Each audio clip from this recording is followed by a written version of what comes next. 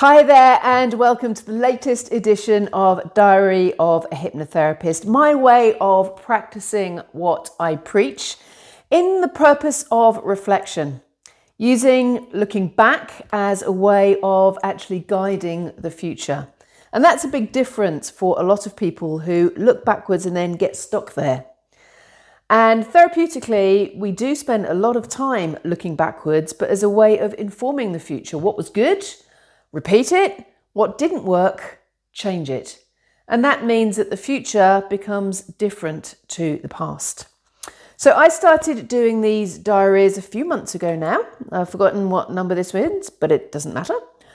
And we're now well into November, so it's been a couple of weeks since the clocks went backwards. And this is a time of year where a lot of people can start to feel their mood really drop. Because fundamentally, we are still cavemen. We're just a little less hairy now because we have brick walls and radiators. But our inbuilt psychology is still very much aligned with how a caveman would have thought. And at this time of year, he would have been going to bed much earlier. But we don't do that. And that creates an additional stress on the body.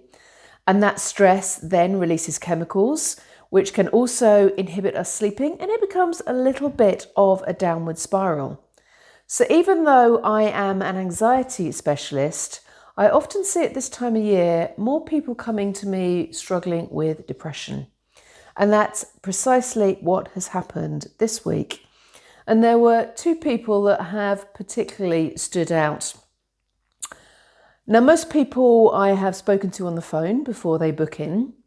But this particular person, I wasn't aware that they had booked in until I checked my diary on a Sunday night to see that there was a booking on the Monday morning.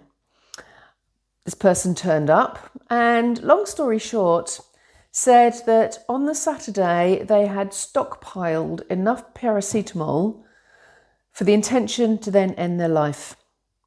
But then when it came to it, they couldn't do it. And instead, booked a session with me. And that is quite a phenomenal step to take, to go from I'm about to take my life, I've got no reason to stay, through to reaching out for specific help.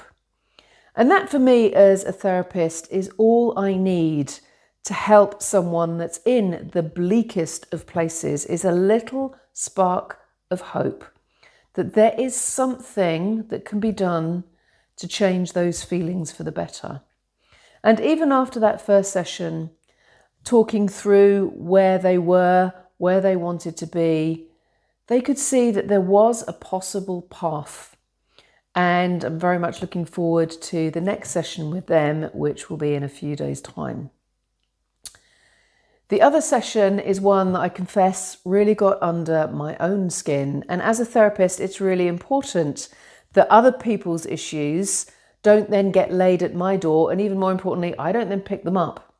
But this one, and occasionally, things do slip under the radar.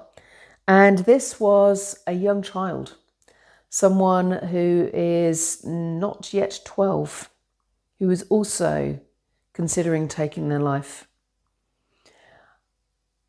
And maybe this isn't the opportunity or the right place to get into that debate of why should someone that young be feeling so desperate that that seems to be the only route that they seem forward. So working with this young child will hopefully give them the tools that can not only change their life around, but give them the skills, the optimism that will make their future when they get into adulthood completely different. Because when you hit the lowest of lows, often the highs become even higher. And I see this as a real privilege in the work that I do. I often call it the ripple effect, that I pass information, tools, resources onto someone that they then pass it forward.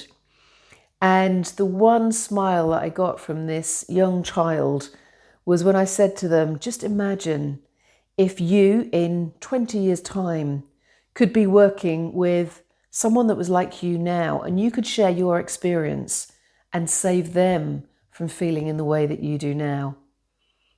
And this little girl lit up. That's the hope, that's the energy that I can use as a therapist to move someone from where they are to a better place. So working with depression is something that I see as a privilege. My work largely as an anxiety therapist is to avoid people slipping into depression, because that is commonly what happens when the chemicals that we call anxiety in the body start to dominate and moods fall until depression becomes the outcome. So if you are feeling like the world is closing in, it is very dark, not only on the real outside, but on the inside as well, even if there is the slightest bit of hope, do reach out to someone. I would love to help you, but there's many people out there too. And I will also put a link to this video to a series of other videos of people who have been in very bleak places and have managed to turn their lives around too. And if these people can, from the real desperate situations they were in, I believe it's possible for anyone. And I hope you have that hope too. I'll leave that with you for now, and I look forward to sharing my next week with you next week. Bye-bye for now.